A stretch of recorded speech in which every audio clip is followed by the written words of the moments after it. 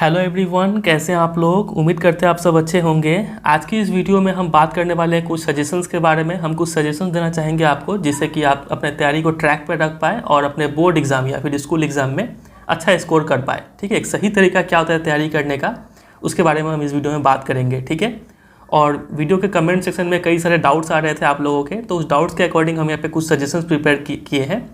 तो आप इस सजेशन को देखिए, वीडियो को देखिए पूरा एंड तक, आपको आपके लिए ज़रूर फ़ायदेमंद रहेगा। ठीक है, और हो सके तो एक कॉपी और नोटबुक लेके बैठिए, एक डायरी लेके बैठिए, और जो भी हम पॉइंट्स बताए उसको एक जगह लिख के रख लीजिए, ताकि बार बार जब भी आप डाइवर्ट हो तो आपको अलग अलग वीडियो में भटकना ना पड़े। ठीक है, आप उस चेक पॉइंट को देख लीजिए और उसी के अकॉर्डिंग आप अपना तैयारी को स्टार्ट कीजिए। ठीक है, चलिए स्टार्ट करते हैं इस वीडियो को।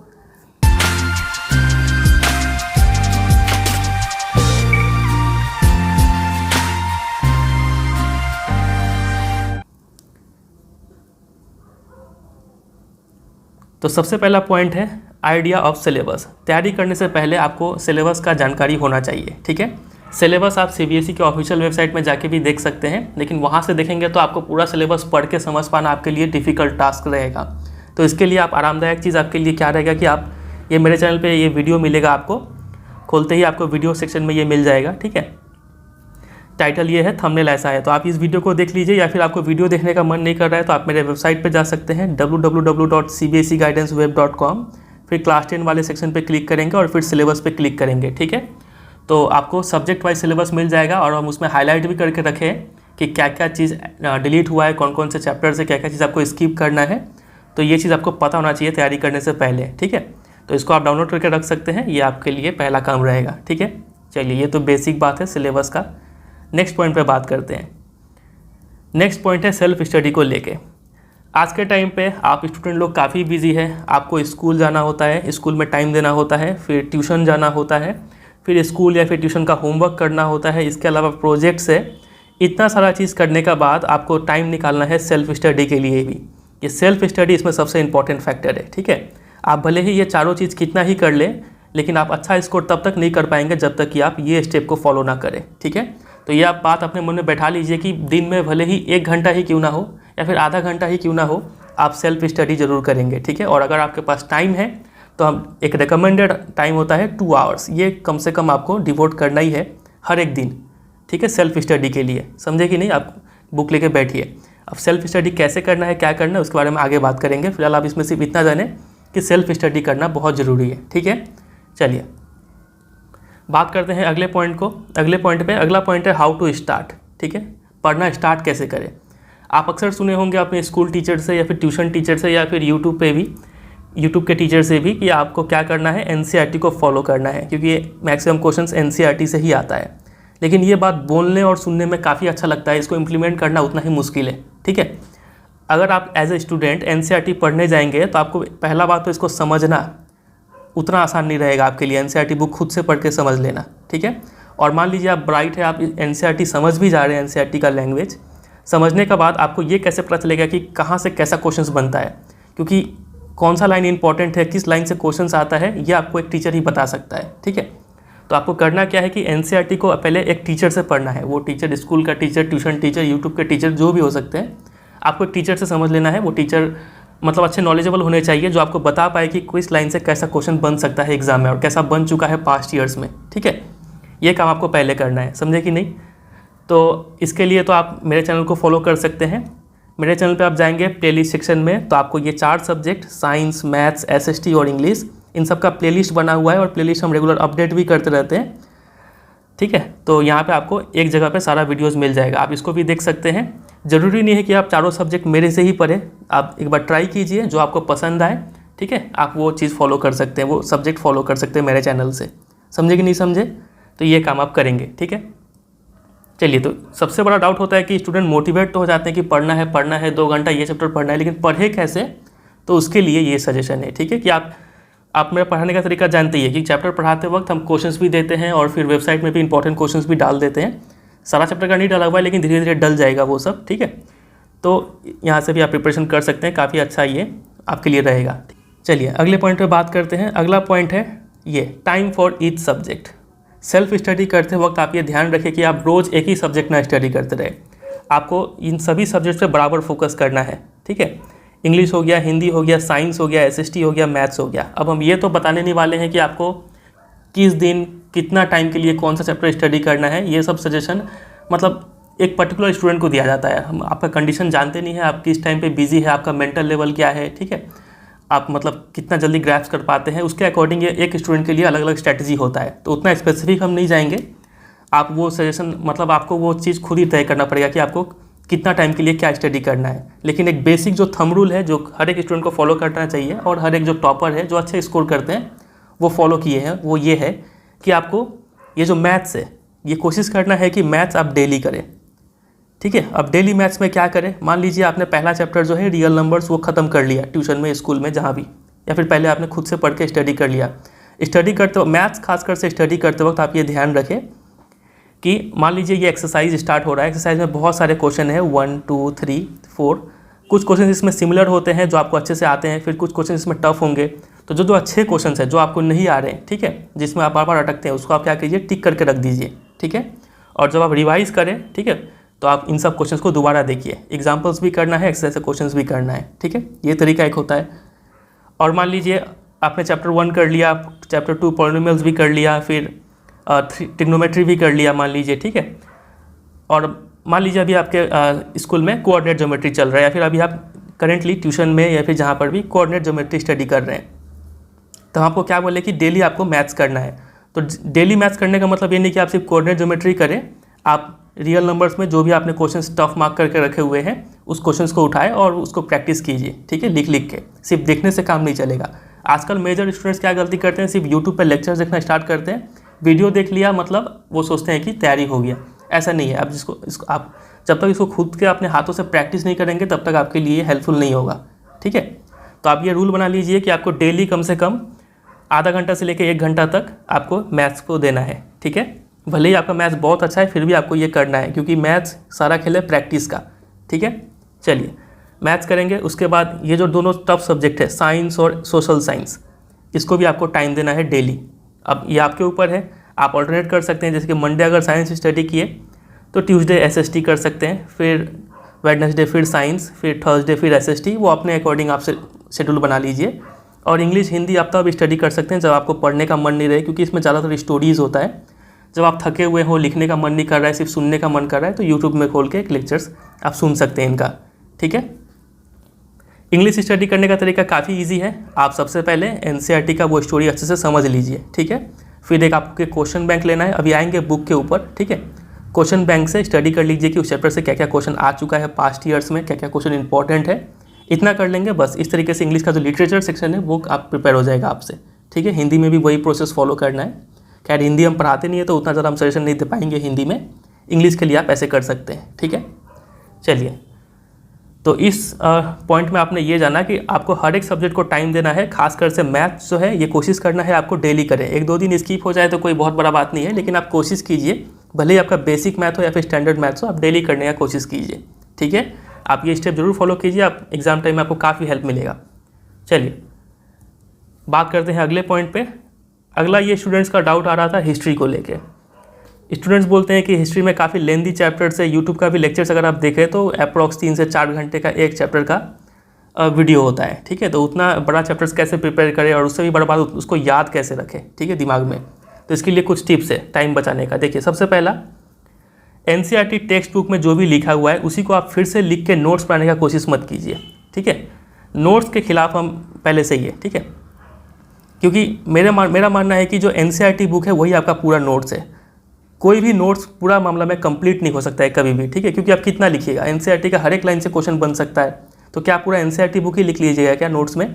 तो नोट्स कभी भी कंप्लीट नहीं हो सकता है। नोट्स आपको पार्शियल बनाना है, लेकिन साथ ही साथ ये एनसीईआरटी बुक भी आपका पूरा का पूरा एक नोट्स का तरह होना चाहिए, ठीक है।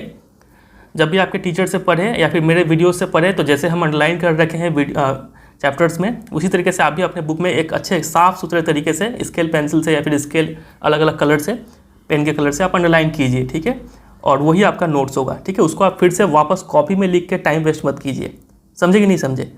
ये पहला बात इम्प्लीमेंट करेंगे आप, इससे आपका टाइम सेव होगा, ठीक है। क्योंकि एनसीईआरटी पूरा बुक ही आपका नोट्स है, आप अच्छे से अंडरलाइन करेंगे, एग्जाम टाइम में सिर्फ अंडरलाइन पार्ट्स पढ़ेंगे, आपका रिवीजन हो जाएगा अच्छे से, ठीक है। पहला बात। दूसरा बात हम बता ही दिए कि underline and highlight important text in the book itself, ठीक है। तीसरा पॉइंट है कि don't try to grasp all at a time. आप ये कोशिश मत कीजिए कि 3-4 घंटे का वीडियो है, आप जोश जोश में आके 1-2 दिन में इसको खत्म करने की कोशिश मत कीजिए। आप वीडियो देख भी लिए, पूरा थक जाएंगे, दिमाग में आप कुछ रिटेन नहीं कर पाएंगे, ये पूरा आपका वेस्ट हो जाएगा मेहनत, ठीक है। आप इसको डिवाइड कर दीजिए कि डेली हाफ एन आवर्स या फिर जो भी 15-20 मिनट जब आपका दिमाग बहुत एक्टिव होता है, ठीक है, आप उस टाइम के लिए आप इस हिस्ट्री सब्जेक्ट को प्रिपेयर कीजिए। भले ही वो मॉर्निंग में टाइम दीजिए, लेट नाइट टाइम दीजिए, वो आपके ऊपर है, ठीक है। कभी भी आप स्टडी कीजिए, तो इस तरीके से आपको करना है, ठीक है। बी कंसिस्टेंट, ऐसा नहीं कि पढ़ के छोड़ दिया, आपको उसको टाइम टाइम पे रिवाइज भी करना है। यही तरीका है हिस्ट्री का, और कोई इसका जड़ी बूटी नहीं है कि आप फॉलो करेंगे और अच्छा स्कोर हो जाएगा। आपको मेहनत करना पड़ेगा। हम आपको सिर्फ मेहनत करने का सही तरीका बता दिए कि आप गलत तरीके में डाइवर्ट ना हो जाए। समझे कि नहीं समझे? देखिए एक बार रिकैप करें इस पॉइंट को। सबसे पहला आपको एनसीईआरटी बुक को अच्छे से स्टडी करना है, लेक्चर्स देखिए, बुक में अच्छे से अंडरलाइन कर लीजिए, अलग से नोट्स बनाने की जरूरत नहीं है। नोट्स में आप वही चीज़ लिख सकते हैं कि किस टॉपिक से कैसा कैसा क्वेश्चन आ सकता है। कुछ एक्स्ट्रा बात जो एनसीईआरटी बुक में नहीं है वो आप लिख सकते हैं, ठीक है, लेकिन जिससे क्वेश्चन आता है। फिर तीसरा पॉइंट हमारे बोले कि एक बार में पूरा चैप्टर खत्म करने की कोशिश मत कीजिए। दिन का ऐसा टाइम ढूंढिए जब आपका दिमाग बहुत ज़्यादा एक्टिव हो, ठीक है, भले ही वो 15-20 मिनट के लिए ही क्यों ना हो, बस उस टाइम में आप इस चैप्टर को प्रिपेयर करने की कोशिश कीजिए, ठीक है। कंसिस्टेंट रहिए, एक दिन में सारा खत्म मत कीजिए, रोज़ रोज़ थोड़ा थोड़ा करके ख़त्म कीजिए, आराम से ये हिस्ट्री कवर होता है, और रिवाइज करते रहिए, ठीक है। ये टिप्स आप फॉलो करेंगे हिस्ट्री के लिए। समझ रहे कि नहीं? चलिए अगला पॉइंट पे बात करते हैं, बुक्स। ये काफ़ी स्टूडेंट का डाउट आ रहा है। तो बुक्स बहुत ज़्यादा कॉम्प्लिकेट नहीं करना इस मैटर को, सिंपल सा है। आपको एनसीईआरटी बुक तो लेना ही है, आप ले भी लिए होंगे। इसके साथ साथ कोई भी एक क्वेश्चन बैंक लेना है आपको, ठीक है। एनसीईआरटी बुक पढ़ के आपको थ्योरी क्लियर हो गया, ठीक है, कॉन्सेप्ट आप समझ गए, लेकिन पता कैसे चले कि किस टॉपिक से कैसा कैसा क्वेश्चन आता है, तो उसके लिए आपके पास एक बुक होना चाहिए। क्वेश्चन बैंक लेना है आपको, ठीक है, कोई गाइड बुक वगैरह नहीं लेना है, क्वेश्चन बैंक लेना है। क्वेश्चन बैंक लेने से फ़ायदा क्या होता है? क्वेश्चन बैंक लेने से फ़ायदा ये होगा आपको कि आपको एनसीईआरटी एग्जाम्पलर अलग से खरीदने का जरूरत नहीं पड़ेगा। मैथ्स और साइंस के केस में जो एनसीईआरटी एग्जाम्पलर क्वेश्चन है वो आपको क्वेश्चन बैंक में ही मिल जाएंगे। किसी भी पब्लिशर का लीजिए, आपको सब में एनसीईआरटी एग्जाम्पलर क्वेश्चन मिल जाएगा, प्लस प्रीवियस ईयर क्वेश्चंस अलग से आपको प्रिपेयर करने का जरूरत नहीं है, वो आपको इसी क्वेश्चन बैंक में मिल जाएगा। और आजकल जो नए नए क्वेश्चन के ट्रेंड है, competency based, case based, MCQ, क्या क्या है, वो सारा चीज़ ये नए क्वेश्चन बैंक में आजकल दिए जा रहे हैं, ठीक है। तो आप जरूर एक क्वेश्चन बैंक लेंगे अच्छा वाला। आप क्वेश्चन बैंक कौन सा ले, ठीक है, तो देखिए कोई सा भी आप ले सकते हैं। अगर आपने अभी तक कोई भी एक क्वेश्चन बैंक बाई कर लिया है तो उसी को रहने दीजिए, और एक कोई भी बुक खरीदने का जरूरत नहीं है, क्योंकि सभी बुक ले दे के सेम है। आपको एक ही बुक स्टडी करना है, अच्छे से स्टडी करना है, ठीक है। और अगर आपने अभी तक कोई भी बुक नहीं लिया है तो 2 अच्छे बुक है, एक होता है एडुकार्ट का और दूसरा है आपका ओजवाल का। आप इस दोनों में से किसी एक पे जा सकते हैं। दोनों का एडवांटेज आपको बता देते हैं। ओजवाल का बुक का ये एडवांटेज है कि इसमें जो है काफ़ी नीट एंड क्लीन तरीके से क्वेश्चन आंसर्स लिखा हुआ है, ठीक है। बुक का वे ऑफ प्रेजेंटेशन काफ़ी क्लीन है, ठीक है, तो ये इसमें एडवांटेज मिलता है। एडुकार्ट में एडवांटेज ये है कि इसका जो क्वेश्चंस है वो काफ़ी अलग अलग सोर्स से दिए हुए हैं, ठीक है। प्रीवियस ईयर क्वेश्चंस ब्रैकेट में लिखा हुआ है, प्लस कोई सैम्पल पेपर से क्वेश्चन है तो वो लिखा हुआ है, ठीक है। नए नए टाइप के क्वेश्चंस अगर आपको चाहिए, क्वेश्चंस का वैरायटी इसमें काफ़ी अच्छा दिया हुआ है एडुकार्ट में, ठीक है। ओजवाल में भी है, आप दोनों बुक ले दे के सेम है, ठीक है। तो आपका मर्जी है, अगर एडुकार्ट के साथ अगर आप कंफर्टेबल है तो ये खरीद सकते हैं, और ये चाहे तो ये भी खरीद सकते हैं। दोनों में से कोई एक ले लीजिए आप, ठीक है। चलिए, और अगर आपने कोई भी बुक ले लिया है किसी और पब्लिशर का, टुगेदर विद अरिहंत जो भी है, तो आप उसी को रहने दीजिए, कोई और बुक खरीदने का जरूरत नहीं है आपको, ठीक है। एनसीईआरटी और उसको लेकर प्रिपेयर कीजिए, काफ़ी होगा आपके लिए, ठीक है। और क्वेश्चन बैंक से स्टडी करते वक्त इस बात का आप ध्यान रखेंगे, क्योंकि क्वेश्चन बैंक का सारा चीज़ आपको स्टडी नहीं करना है। क्वेश्चन बैंक में आपका थ्योरी दिया होता है, आधा अधूरा थ्योरी, तो वो थ्योरी भी आपको डिपेंडेंट नहीं रहना है। थ्योरी के लिए आपको एनसीईआरटी ही फॉलो करना है, ठीक है। क्वेश्चन बैंक का थ्योरी आप सीधा सीधा स्किप कर दीजिए, यहाँ का थ्योरी मत पढ़िएगा, ठीक है, काम का नहीं है उतना। उसके बाद क्वेश्चन बैंक में आपको दिया हुआ मिलेगा माइंड मैप। ये माइंड मैप भी कोई काम का है नहीं, वो आपके लिए उतना फ्रूटफुल नहीं है, ठीक है। तो ये दोनों को आप स्किप कीजिए।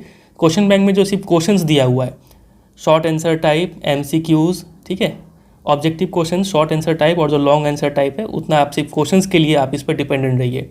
थ्योरी के लिए आप एनसीईआरटी पे फोकस करेंगे, ठीक है, ये एक बात है।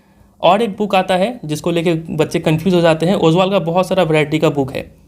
एक ओजवाल का एक बुक आता है वन फॉर ऑल करके। अब ये बुक ले कि नहीं ले, देखिए इस बुक का बारे में हम आपको बता देते हैं। वन फॉर ऑल या फिर ऑल इन वन जो भी बोल लीजिए, इसमें आपको एनसीईआरटी का थ्योरी मिल जाएगा, ठीक है। NCERT का थ्योरी ही फिर लिखे हुए हैं इसमें। फिर दूसरा बात, इसमें जो NCERT एक्सरसाइज है उसका सॉल्यूशन दिए हुए हैं, एक्सरसाइज का सॉल्यूशन। फिर तीसरा बात, NCERT एग्जाम्पलर का सॉल्यूशन यहाँ पे दिया हुआ है, NCERT का एग्जाम्पलर का सॉल्यूशन यहाँ पे दिया हुआ है, और फिर बाद में कुछ क्वेश्चंस दिया हुआ है।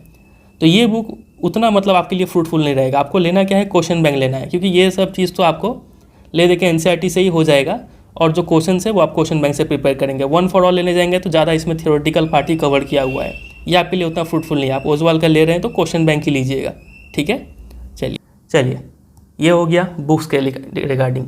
और तो कुछ आपका डाउट रहा नहीं था। एक चीज़ मुझे आपसे जानना है, आप मुझे क्या कीजिए कि कमेंट सेक्शन में ये चीज़ बता दीजिए कि आपके हाफ ईयरली एग्जाम में SST से कौन सा चैप्टर्स आ रहा है, ठीक है, हाफ ईयरली एग्जाम के लिए। वो मुझे आप कमेंट सेक्शन में बता दीजिए, क्योंकि हम उसी चैप्टर्स के अकॉर्डिंग एक मैप का वीडियो डालेंगे जो आपको हाफ ईयरली में हेल्प करेगा, ठीक है। तो ये काम आप जल्दी से जल्दी कर दीजिए, अभी हो सके तो कमेंट सेक्शन में लिख दीजिएगा, मुझे काफ़ी हेल्प होगा, ठीक है। चलिए, तो यही कुछ टिप्स था आपके लिए। उम्मीद करते हैं आपको पसंद आया होगा। आप इस टिप्स को फॉलो कीजिए। बहुत ज़्यादा हम डिटेल में टिप्स नहीं दे सकते हैं, क्योंकि वो हर एक स्टूडेंट के लिए अलग अलग होता है, समझे कि नहीं। ये हम जनरल ओवरव्यू बताएं कि आप तैयारी करते वक्त इन सब पॉइंट्स का ध्यान रखिए, इन सब पॉइंट्स से आपको डाइवर्ट नहीं होना है। पढ़ाई करना उतना ईजी काम नहीं है, ठीक है। आपको थोड़ा बोरियत फील होगा, मेहनत करना पड़ेगा आपको, और ये पॉइंट्स को फॉलो करना पड़ेगा, तभी आप अच्छा स्कोर कर पाएंगे, समझे कि नहीं समझे। चलिए, इसके अलावा अगर आपके मन में कोई भी डाउट हो तो आप मुझे ज़रूर कमेंट सेक्शन में पूछ सकते हैं। आपका पर्सनल डाउट है तो वो भी कमेंट सेक्शन में पूछ सकते हैं, हम आपको वहाँ पे जवाब दे देंगे, ठीक है। चलिए, इतना ही पे वीडियो को एंड करते हैं, बहुत लंबा करके आपका टाइम वेस्ट नहीं करेंगे। वीडियो अच्छा लगा तो जरूर एक लाइक कर दीजिएगा, अपने फ्रेंड के साथ शेयर कर दीजिएगा, और अगर आप चैनल पर नए हो जरूर इसको सब्सक्राइब कर लीजिए। और एक बार मेरा बात मानिए, आप प्लेलिस्ट सेक्शन में देखिए मेरे वीडियोज़ को, अलग अलग सब्जेक्ट्स का जो पसंद है आप उसको फॉलो कीजिए, ठीक है। चलिए, और एक काम कर दीजिएगा, कमेंट सेक्शन में आप मुझे SST का चैप्टर्स बता दीजिएगा कि कौन सा हाफ ईयरली में आ रहा है। चलिए, एंड करते हैं, मिलते हैं बहुत जल्द किसी और वीडियो में। तब तक के लिए bye bye and take care.